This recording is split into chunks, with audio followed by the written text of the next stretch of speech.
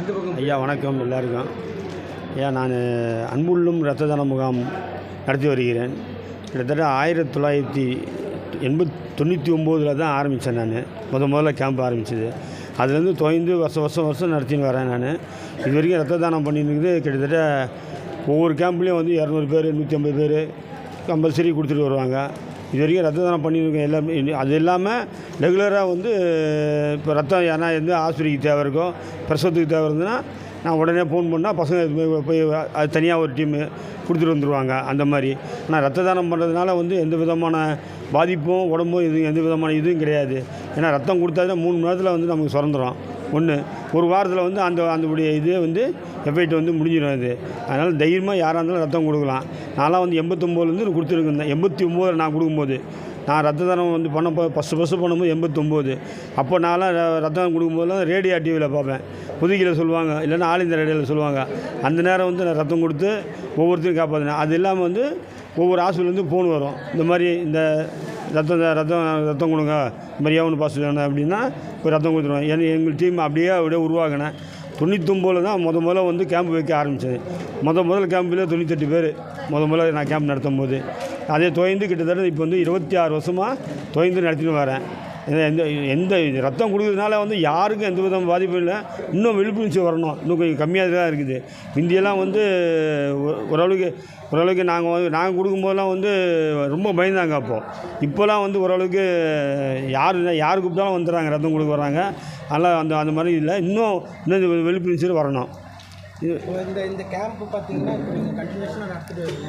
இது எத்தனாவது வருடத்தான? இது 26வது வருஷம். இது நான் 26 வருஷமாக நடத்திட்டு வரேன். நான் அதாவது தோராயமாக இந்த ரத்த தான முகாம் நடத்தத்தில் எத்தனை பேர் தோராயமாக ரத்தம் கொடுப்பாங்க?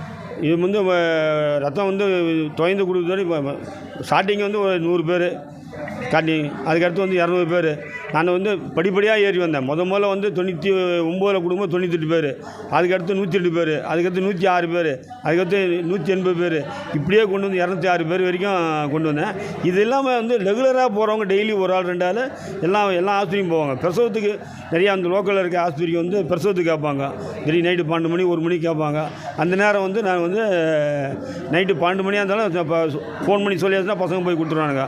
அன்றைக்கி சொன்னாங்க நான் போய் ரத்தம் கொடுக்குறேன்னு சொல்லிட்டு அந்த மாதிரி தான் உயிராக காப்பாற்றிருக்கோம். இதெல்லாம் ரெகுலர். அதாவது வந்து கேம்ப் வந்து வருஷத்தில் ஒரு தடவை. ஏன்னா இந்த மே மாதம் வந்து ஃபுல்லாக ட்ரையாக இருக்கும் அங்கே ஸ்டான்லியில். அதனால் வந்து அந்த காலேஜ் எதுவுமே இருக்காது. அதனால் அந்த நேரத்தில் வந்து நான் வந்து ரத்தம் கொடுத்து அதனால் ஒரு 150 பேர் கொடுத்தோன்னா அது அவங்களுக்கு வந்து யூஸ்ஃபுல்லான காலங்கள் இது. இந்த நேரம் மட்டும் மே மாதம் ஜூனில் வந்து அவங்களுக்கு வந்து சுத்தமாக ரத்தம் கிடைக்காது.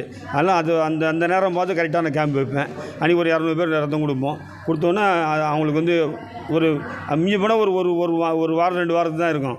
அதே பத்தாது. அந்த மாதிரி அது இல்லாமல் ரெகுலராக ஏன்னா ஒரு ஆள் 2 ஆள் யார் கேட்குறாங்களோ அதை அனுப்பிச்சிட்டு இருப்பேன். நான் எல்லா நெட்வொர்க்கும் இருக்குது. தென்காசி வரைக்கும் வச்சுருக்கேன். அந்த தென்காசி வரைக்கும் நமக்கு அங்கேருந்து யாருனா ஃபோன் பண்ணால் கூட நான் இங்கேருந்து அனுப்பிச்சி வச்சுருவேன். கம்பல்சரி அது எல்லா ஊர்லேருந்து போனவா கோயம்புத்தூர்லேருந்து கேட்டாங்க, பிரசவத்துக்கு கேட்டாங்க. அங்கேருந்து ரெடி பண்ணி கொடுத்து பி நெகட்டிவ் ரெடி பண்ணி கொடுத்து அவங்கள அதுக்கடுத்து குழந்தை பிறந்துன்னு சொன்னாங்க. அங்கேருந்து அது மாதிரி ரெகுலராக வந்து அந்த செய்வேன். என்னுடைய கேம்பில் இருக்கிறதெல்லாம் வந்து சாதாரண ஆள் எல்லாமே விஐபி தான். ரெண்டாவது வந்து அவங்களாம் வந்து நைட்டு 12 மணிக்கு கூப்பிட்டா கூட வந்து ரத்தம் கொடுக்க வந்துடுவானுங்க. அதாவது ஒரு ஆளுக்கு நைட்டு பீடிங் ஆகின்னு இருக்குது, ஆப்ரேஷன் பண்ணி ரத்தம் கிடைக்கல, ஏவனு பி பாஸ் தேவனுன்றாங்க. அன்னைக்கு நைட்டு 12 மணிக்கு ஒருத்தர் போய் கதவு தட்டுறேன், அவர் ஏஞ்சி வாங்க நினச்சி போகலாம் அப்படின்றாரு. அப்போ அந்த மாதிரி வந்து கொடுத்து காப்பாற்றிருக்கோம். இன்றைக்கி அவர் நல்லா இருக்கார். அந்த மாதிரி ஒரு நேரத்தில் ஒரு அரை மணி நேரத்தில் ஒருத்தருக்கு வந்து மலர் ஹாஸ்பிட்டலில் ரெடி பண்ணி கொடுத்தேன். அவருக்கு ரத்தம் கொடுக்கலாம், அந்த பையன் இறந்துருவான்ற மாதிரி. இங்கே நான் மணாப்பிலேருந்து நான் யாருன்ட்டு ஒரு லிஸ்ட்டில் பார்த்தா ஒருத்தர் அங்கே இப்போ இதில் வசூல் பண்ணியிருந்தார், அடையாறில் ரூபா வசூல் பண்ணியிருந்தார். அவர் ஃபோன் பண்ணுதுன்னா அவர் போய் கொடுத்துட்டு வந்தார். அவன் அந்த பையனாக காப்பாற்றினான். இந்த மாதிரி எங்கள் கூட இருக்க அத்தனை பேருமே வந்து உயிராக காப்பாற்றிக்கினே இருக்கிறவங்க. சாதாரண ஆள் இல்லை. தினைக்கு இது அன்பு தான் நமக்கு. அதாவது நான்லாம் சாதாரண ஒரு ஆள் தான். அன்பு சும்மா ஒரு ஆரம்பிக்கணுன்ட்டு 89 ஆரம்பிச்சது. அப்படியே தொய்ந்த 51 தடவை கொடுத்துருக்கேன் இது வரைக்கும். நான் 99 ஆரம்பிக்கும் போதெல்லாம் வந்து சும்மா 4 பேரோடு உட்காந்து ஆரம்பிச்சது. இன்றைக்கி வந்து கிட்டத்தட்ட வந்து 200-300 பேர் என்கிட்ட இருக்காங்க. எல்லாம் ரெகுலராக பண்ணிட்டு வராங்க. எந்த விதமான காரணம் இல்லை ஒன்றுமே இல்லை ஐயா. நான் வந்து சும்மா வந்து உக்காந்துருந்தேன். ஒரு 89 வந்து ஒரு பொட்டுமாவு கடை வச்சுருந்தேன் நான்.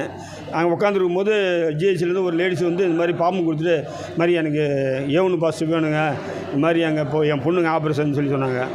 அப்போ 89 வந்து யாரும் ரத்தம் இல்லை. அந்த நேரத்தில் வந்து யாருக்கும் அந்த விழிப்புணர்ச்சியே வராது யாருக்குமே.